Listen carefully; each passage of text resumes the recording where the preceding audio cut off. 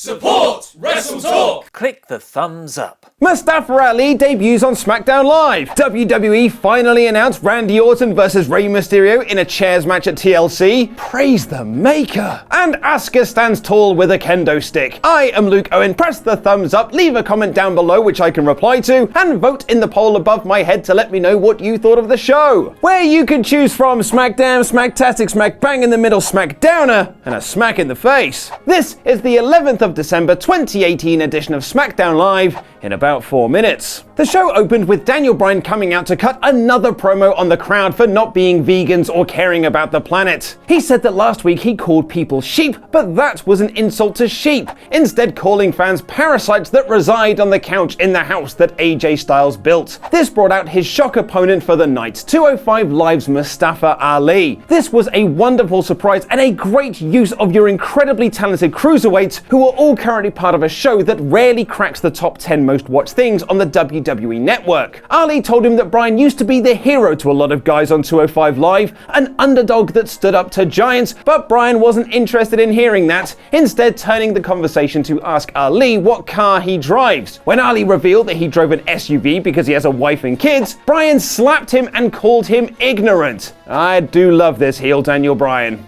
It's a shame then that the majority of their match took place in the commercial bloody breaks. There was some really good stuff between the two, but I always felt like I was missing a few pieces to this excellent puzzle, with Bryan taking basically the entire match and tapping Ali out with their heel hook. Look, I get that Bryan is the WWE champion defending his title this coming Sunday and Ali is just a cruiserweight, but this could have been a great showing for Ali on the SmackDown roster, looking really good in defeat. Though I loved the finish, I just wish it was given more screen time. Bryan then attacked Ali again on the ramp and was stopped by officials. Later in the show, AJ Styles cut a promo saying he was counting down the minutes till he can beat up Bryan at TLC. New Day came out to host the second ever rap battle in WWE, this time between the Usos and Run BAR. Sheamus wearing a Scotty 2 Hottie style lid to allow his mohawk to stick through was a stroke of genius, and the pair awkwardly rewording Vanilla Ice's Ice Ice Baby to Ice Ice Shamey was hilarious. The Usos then did a proper rap, making fun of Sheamus playing Rocksteady in Teenage Mutant Ninja Turtles Out of the Shadows, and asking a turnbuckle how it felt to knock Cesaro's teeth down his throat. This led to a three-way brawl with the Basti Boys standing tall. This didn't have the memorable disses that last year's did, but it was still very entertaining. Miz called out Shane McMahon to ask why they still aren't a tag team, and revealed he had arranged another match for them, this time taking on the Vegas Boys. Shane worked the whole match this time, throwing his trademark potatoes and trying to hit a hilariously botched float over DDT. Shane tapped out one of the Vegas Boys with a triangle, but was then angry backstage after Paige found out that Miz offered $5,000 to each of the Vegas Boys for the match, accusing Miz of paying the guys off to beat him up. Miz said that he crossed a line and offered a handshake, which Shane walked away from, leaving the Miz looking sad. Is this the actual first step in making Miz a babyface? I mean, the storyline still sucks, but at least it's going somewhere now. Randy Orton cut a promo about chairs to hype his chairs match this Sunday,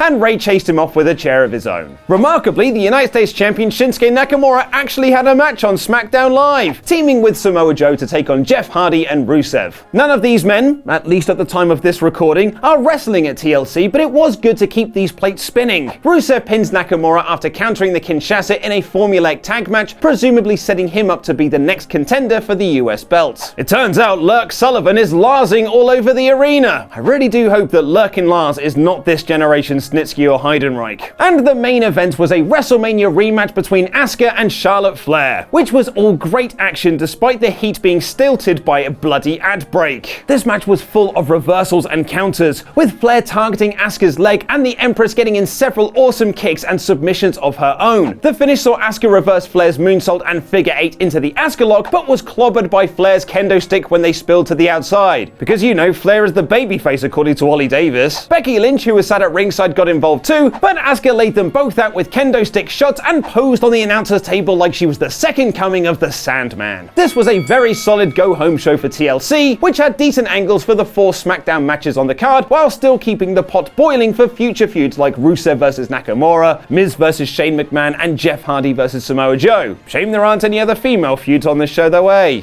And speaking of which, we didn't get our advertised match between Naomi and Mandy Rose, so clearly this show is a SmackDowner. All kidding aside, there was little to criticize on the show outside of wanting more time for Daniel Bryan versus Mustafa Ali. Not a newsworthy show, and probably not as good as last week's either. So this week's SmackDown Live is a high smack bang in the middle, or a low smacktastic, take your pick. Ollie Davis and I were far more praising of a very newsworthy episode of Monday Night Raw, however, in the Wrestle Ramble review. Click the video on screen to check that out right now. I've been Luke Owen, and that was wrestling.